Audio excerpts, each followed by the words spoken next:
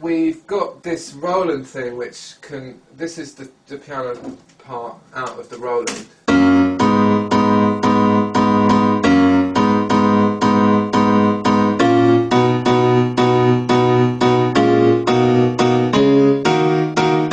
So that actually sounds better and warmer and sonically nicer than the piano sound we've got in the tune, but would never work in the mix. Basically, it just the shape of it overpowers it. It just doesn't sit in the mix. So it took us ages, didn't it, to find the right piano sound. We went through loads of different techniques trying to nail this sound, and eventually I think we just found a sample of like an old sort of 90s piano sound, just a one-note sample. We just stretched it across the keyboard, and it actually had a much better sound than... Yeah, when he says stretch it across the keyboard, he means taking it into like a multi-sampler. In our case, it would be Halion. And just stretching it so it's just running across the keyboard, so you've got a sample and now you can just play it up and down the scale like you could a normal instrument. Which a lot of the time it can sound terrible because you're stretching it, you're pitching it up and down. So you don't want to stray too far from the original pitch, but it can work really well in some instances. So it kind of gave it a little bit of a crappy sound that actually worked really well for the quite purpose. Endearing sound as well. Yeah, it's quite a mid-rangey sort of raw piano sound, not much warmth or anything, but when you mix it, it does sound quite good, I think. Once it kind of gets going, we layered it with some other sounds, some more phasier piano sounds, just to fill up the mix. It kind of made it sound... What we generally tend to go for is loads of sounds layered together to the point where you can't actually sort of define the point where one sound ends and another one starts, so it kind of forms an entire wall of sound feeling, so you can't really separate the sounds in your head. That's kind of what we tried to go for, basically, which is why we kind of added phasier pianos in this element. This is to go with the looping but I pick you up section of the vocal. Sounds a bit kind of Blackadder on its own, but it's definitely works within the context of the mix. A bit medieval, yeah. So when the tune drops, the pianos sound like this.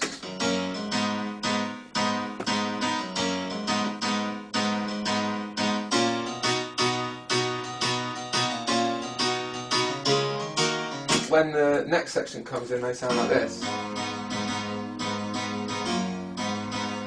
So the rhythm's different as well to accompany what else is going on in the tune at that point better rhythmically, and sonically it's slightly more layered and a little bit phasier with kind of rogue frequencies that you can't really tell what they're doing, but when you add them to the mix they sound really cool.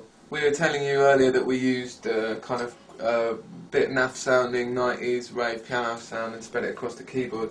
This is how it sounds just on its own. So it does sound pretty crappy, but with the other piano sounds it adds a nice sort of mid-rangey attack to it, which we felt helped mix the sound, and it just fills the gap. It's not uneven in terms of its frequency spectrum, so it fit in the mix quite nicely. Now that we've got the skeletal elements of the track down, this is when we like to start having fun with samples and synths and trying to fill it out as best as we can, really. And try and create that kind of wall of sound. Little guitar, kind of wah.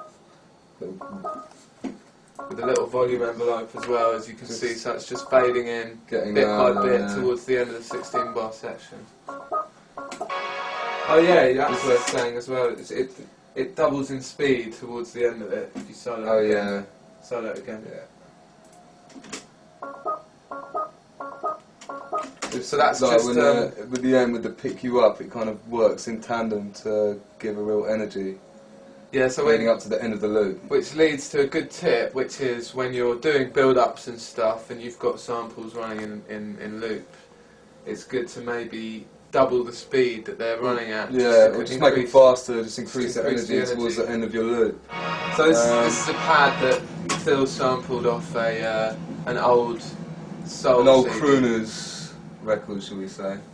Can't give away the sample source for legal reasons. but it works pretty nicely and just adds a bit of a minor feel to the loop. More just random samples just to provide character, different harmonics. So what we would have done is found these samples with using a sampler. So what we're doing is pitching a sample up and down until we find the right pitch that it works with the track. And then once we find the right pitch, we'll look for the best place to put it in the loop. And Normally then, bounce it into audio, or Yeah. unless we're already doing it in audio, but a lot of the time we'll take like a bunch of samples and import them into Halion all at one time, and then so, for instance, shall I get a MIDI track up and show? well, we'll deal with that in a sec. Yeah, I mean, just basically import like say 10 samples into Halion. So you've got your 10 Or contacts, samples or whatever stretching, sampler you use. yeah, or whatever.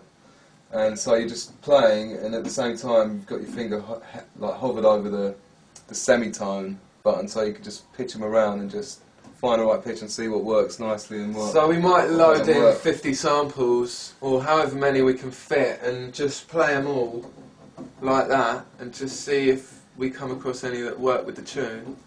And then, yeah, we'll just hover around the pitch as well, and just see if we can pitch it around and make it sound better, like Phil said. But we do prefer to bounce stuff into audio, because audio has really good envelope controls in Cubase, and we like to do a lot of automation. And Just easier to have complete control over everything once it's bounced into audio. for example, say this sound here. It's just like a little sort of string sample with some other stuff in there. So what we've done is loop that every 4 bars, but every other one has a little volume fade in.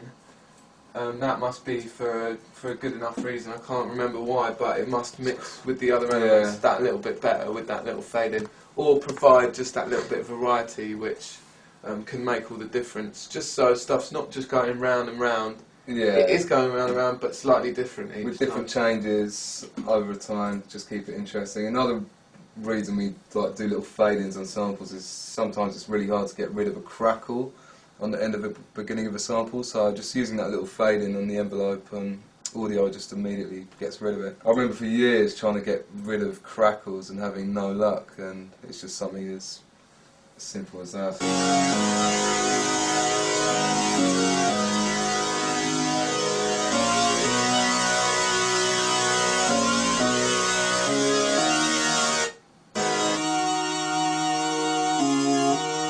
So there's 4 different it's groups of oscillators in Albino. So we've used 3 of them here.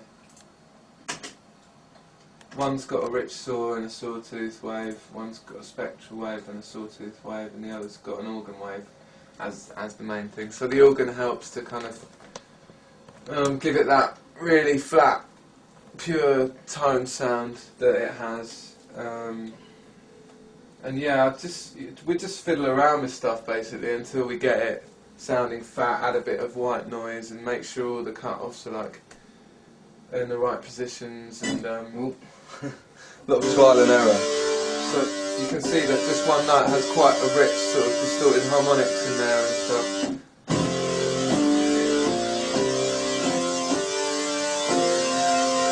So what we did was use that as the kind of main.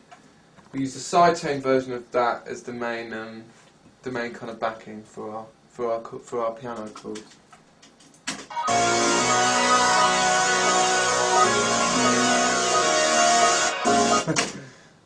Sounds a little bit weird, but It works. in this track it's quite heavy sidechain into the snare. It's actually quite heavy kind of housey effects. Yeah, we normally work from presets and then tweak them, unless we're using quite a simple synth like Massive, where we can just make bass sounds quite easily. FM8 or something, which is quite a deep kind of form of synthesis, we kind of generally tend to start with presets and then do our own thing, and we kind of Tweak them to our taste. know which and ways how to it's going tweak to work in our tracks. Yeah, so we're going to go through the bass line and how it was done.